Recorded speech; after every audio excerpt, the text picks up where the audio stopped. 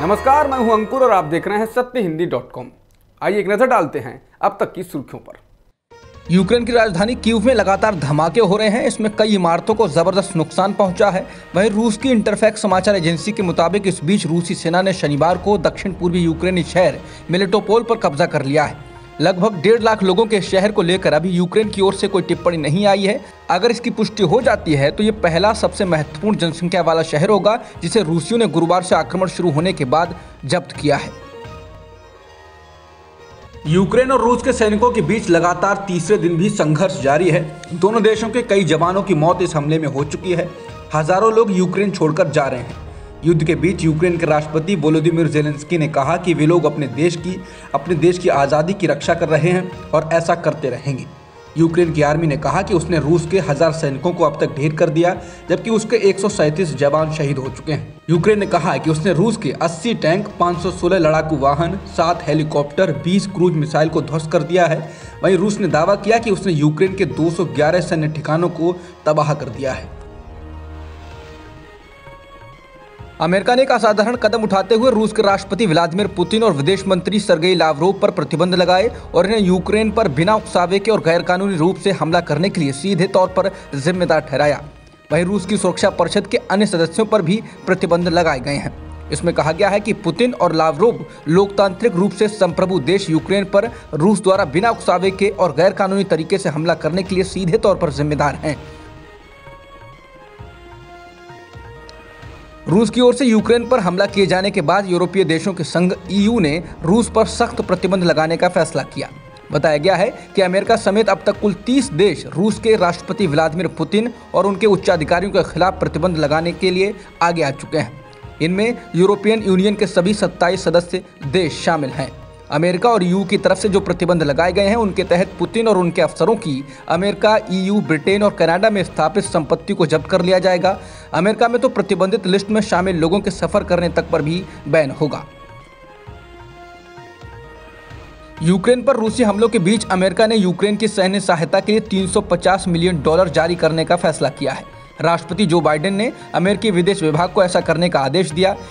विदेश मंत्री Antony Blinken को एक ज्ञापन में बाइडेन ने निर्देश दिया कि विदेशी सहायता अधिनियम के माध्यम से आवंटित $350 मिलियन को यूक्रेन की रक्षा के लिए नामित किया जाए। बाइडेन ने साथ ही कहा कि यूक्रेन रूसी हमलों को झेल रहा है, उसका संघर्ष बहुत बड़ा है। यूक्रेन के राष्ट्रपति ज़ेलेंस्की ने कहा कि उन्होंने आज सुबह फ्रांसीसी राष्ट्रपति इमैनुअल मैक्रों से बात की। उन्होंने कहा कि राजनयिक मोर्चे पर एक नया दिन मैक्रों के साथ बातचीत के साथ शुरू हुआ। उन्होंने कहा कि हमारे सहयोगियों से हथियार और उपकरण यूक्रेन के रास्ते में हैं। युद्ध विरोधी गठबंधन काम कर रहा है। रूस के द्वारा किए गए हमले के बाद यूक्रेन में फंसे भारतीय छात्र लगातार वीडियो जारी कर अपनी गुहार लगा रहे हैं। ऐसे ही एक वीडियो को कांग्रेस के पूर्व अध्यक्ष राहुल गांधी ने ट्वीट किया। वीडियो में बेंगलुरु की रहने वाली 2 छात्राएं बता रही हैं कि यहां से भारतीयों को निकाला जाना बेहद ज़रूरी है। उन्होंने कहा कि उन्हें सरकार से अभी तक किसी तरह की मदद नहीं मिल सकी। वे लोग बंकरों में रुके हुए हैं और उन्हें मदद की ज़रूरत है। बता दें कि यूक्रेन में 16,000 भारतीय छात्र और नागरिक रहते हैं जो वहां रहकर पढ़ाई कर रहे हैं या व्यापार आदि करते हैं। छात्राओं का कहना है कि यहाँ पर दुकानें पूरी तरह बंद हो गई हैं और वे लोग बिना पानी और खाने के बंकरों में रुके हुए हैं। वीडियो में दिख रहा है कि बंकरों में बड़ी संख्या में लोग मौजूद हैं। यूक्रेन की खार्किव नेशनल मेडिकल यूनिवर्सिटी की छात्रा लक्ष्मी ने NDTV को बताया कि वे लोग बेहद तनाव में हैं और उनके लिए यूक्रेन से बाहर निकलकर पड़ोसी देशों जैसे रोमानिया आदि तक पहुंचना असंभव है। रूस के हमले के बाद हजारों की संख्या में लोग यूक्रेन छोड़कर जा रहे हैं। इसमें बड़ी तादाद उन लोगों की है जो यूक्रेन के ही रहने वाले हैं। शरणार्थी एजेंसियों को इस बात का डर है कि लगभग 50 लाख यूक्रेनी नागरिक देश छोड़कर दूसरे देशों में जा सकते हैं। अभी तक हजारों लोग यूक्रेन को छोड़कर नज़दीकी 5 देशों में जा चुके हैं। BBC के मुताबिक अकेले पोलैंड में ही 2 दिनों में 50,000 से ज़्यादा लोग आए हैं, जबकि हजारों लोग मोल्दोवा, रोमानिया, हंगरी और स्लोवाकिया में भी पहुंचे हैं। BBC ने लिखा है कि हमले के कारण यूक्रेन छोड़कर भाग रहे लोगों में से अधिकतर महिलाएं और बच्चे हैं। पोलैंड के बॉर्डर पर हजारों ऐसे लोग हैं जो हाथों में सूटकेस लिए हुए और बच्चों को साथ में लेकर इस देश में प्रवेश कर रहे हैं। इनमें से ऐसे लोग भी हैं जिनके कुछ बच्चे यूक्रेन में सेना की मदद के लिए ही रुक गए हैं।